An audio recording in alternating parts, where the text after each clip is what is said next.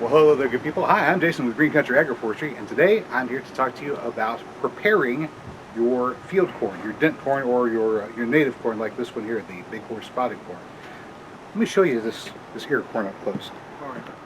Here we have the big horse spotted corn with all of its beautiful purple and white kernels, speckled white and purple, very pretty, and one of the most nutritious of the field corns that you can possibly grow. But there is a problem.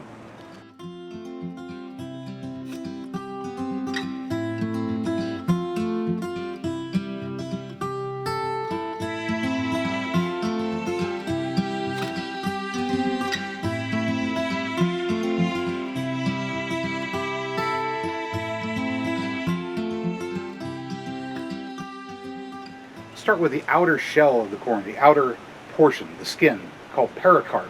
It's that portion that surrounds the outer edge of the kernel. Whenever you pop popcorn, you find those little tiny bits of shell in there that are hard and sharp and stick in between your teeth and your gums. That's the pericarp.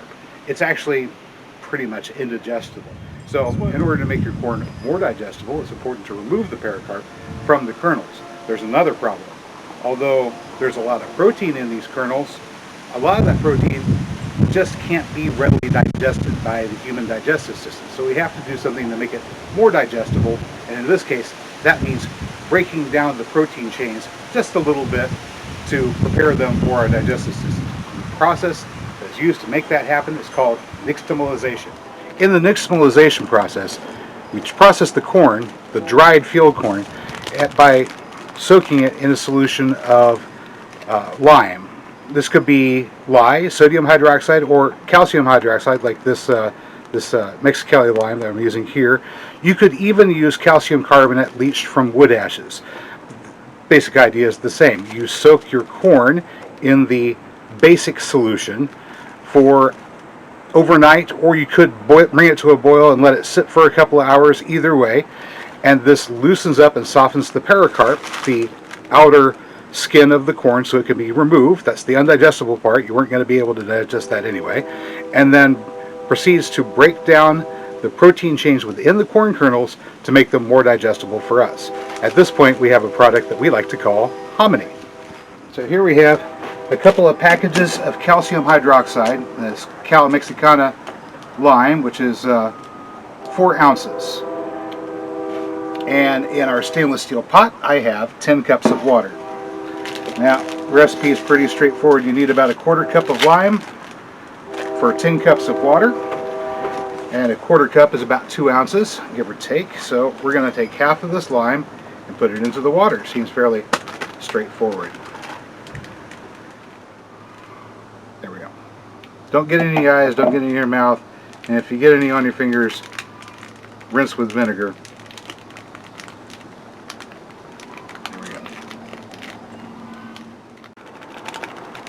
Do this in a well-ventilated area. You probably don't want to be breathing the dust.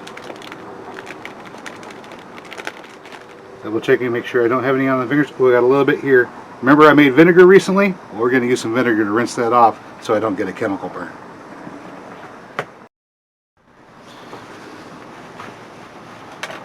Okay. Now rinse my fingers off with a little bit of vinegar. That will prevent the possibility of getting a chemical burn from having a little bit of that calcium hydroxide on there. Let's close this up.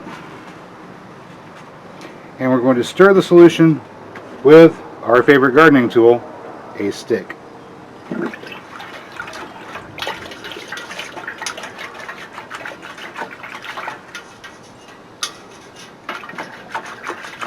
Now, the traditional method of preparing calcium hydroxide was simply taking seashells and roasting them over a fire. Now, because my big horse spotted corn is very rare, I'm saving every last bit of it for seed. So instead of using it for today's nixtamalization exercise, we're going to use some regular yellow field corn.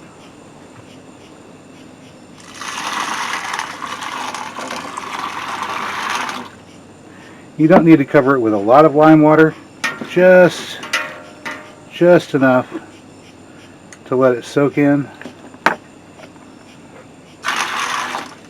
I even have a little bit left over.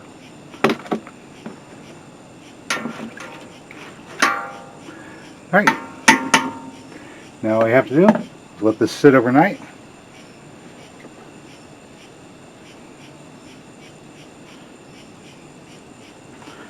Or alternatively, bring to a boil and let it sit for 2 hours. Either way, we'll come back and look at this in the morning.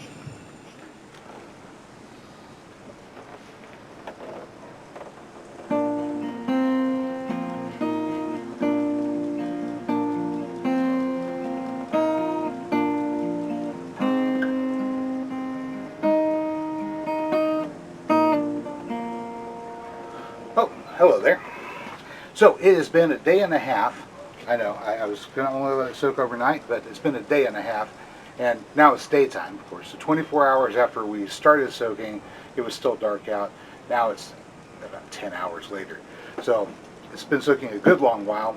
And I need to tell you about a couple things. One is there's not just one simple way to do this. There's several different ways. The way I first attempted was filtering out all the solids from the lye. You don't necessarily have to do that. You can also add the lye directly in, but you just have to make sure that you wash very thoroughly afterwards so you don't have any little bits of lye going into the food. A little chunk of still active calcium hydroxide working its way into your stomach could disrupt things down below, neutralize your stomach acids and things like that. Not fun. So I added additional lye is what I'm trying to tell you. Because the corn was so hard, I don't know how old that corn was we used, but it was very, very hard. And it didn't want to loosen up. So I added a little bit more lye, and that seemed to do the trick. We're going to go ahead and get started on washing this down now. I'll show you what it looks like inside, and well, let's get right to it. All right, here we go. Now, as the corn kernel started to plump up, as it began to swell, I noticed that the volume of liquid inside seemed to shrink. Well, I don't know how much of it was the corn swelling up and how much of it was the corn absorbing the water and causing the water level to drop, but in any case, I had to add more water as we went along. So 10 cups alone was not enough. Every time I added water, I increased the heat and brought it back up to a boil and then let it sit again afterwards. So whenever you do that, make sure you stir so you don't have anything sticking to the bottom. You don't want to scorch your hominy while you're making it. You might wind up with little black bits. Like, I think there's one that got a little bit browns there.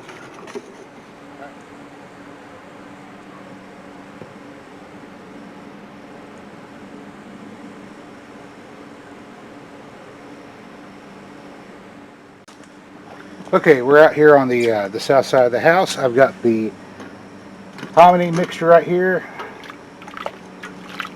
soup, so to speak. I got a bucket to pour my excess lye into, and I've got, of course, some water. And all we're going to do is rinse off the lye here and put it into the bucket. We'll take that and put it someplace where it's not going to cause any harm. I'll show you where in a minute.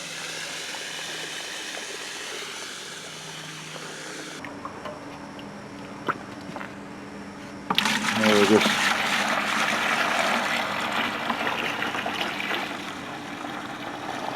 rinsing off, moving the lye. You can use a colander for this. Just make sure your colander is not made out of aluminum. Aluminum and any hydroxide don't go together.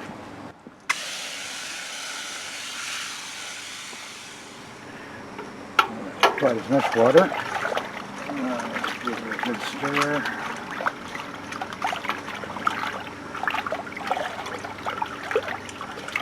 Boost that up a bit, yeah.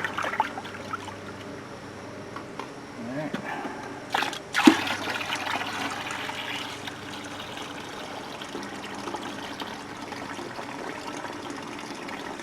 Oh, lost some corn. For shame, for shame. And see, there's still a little bit of that solid lye that's in the solution, so I got to be careful washing this. I've got this patch here alongside the driveway where the concrete pad cracked and I filled in the area with gravel. There's not really supposed to be anything growing in here, but you know, life being tenacious finds a way. So I don't know if pouring an alkaline solution over this vegetation is going to retard its growth or not, but it's a good enough place for me to dispose of a little bit of alkali. While I'm over next to that little gravel extension to the driveway, I happen to notice this. This is our milo that's growing here. This is actually milo, not sorghum. I originally thought it was sorghum, but it's actually milo. The grain that this produces can also be treated with nixtamalization to make it more edible for humans, although I grow this for birdseed. Nixtamalization comes from a Nuahtl word. It's a compound word. There's Nixtaml, which is lime ash, and Tamalli, which is a soft corn dough, corn flour dough. And that's, of course, where the word tamales come from.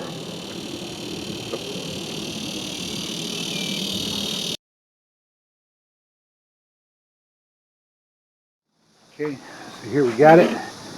Butter and salt. Freshly made hominy. Get butter on everything. A little butter makes everything better. From the few kernels that I've tasted so far, this hominy would probably be best to make corn flour tortillas than anything. Corn tortillas are still good too.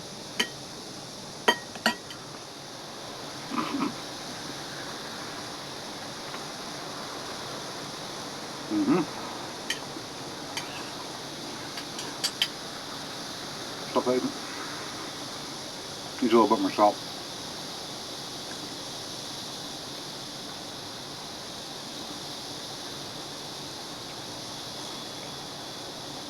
So there we go. Homemade hominy.